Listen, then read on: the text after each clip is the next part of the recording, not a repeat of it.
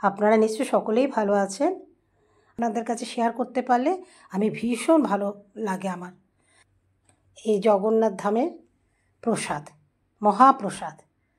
আমরা পুরীতে বহুবার গেছি, দীঘাতেও গেছি, পুরীর প্রসাদ পেয়েছি, পুরীর মহাপ্রসাদ পেয়েছি, কিন্তু দীঘার প্রসাদ জগন্নাথ দেবের মন্দির নির্মিত হওয়ার পর সবাইকে যে মহাপ্রসাদ বিলি করা হয়েছে, আজকে আমার বাড়িতে সেই প্রসাদ এসছে। তাই সেই জগন্নাথ ধামের, দীঘার জগন্নাথ ধামের যে প্রসাদ, সেই মহাপ্রসাদের বাক্সটা আপনাদের সামনেই আমি খুলে ধরতে চাই। দেখি কী কী আছে এই বাক্সতে।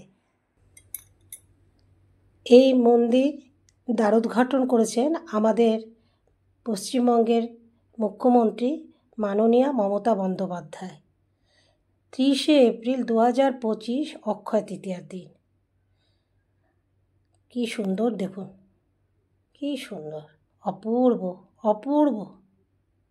জয় জগন্নাথ। তারপরে দেখি আর কি কি আছে। আছে গজা, জগন্নাথ দেবের প্রসাদ গজা আছে, আর আছে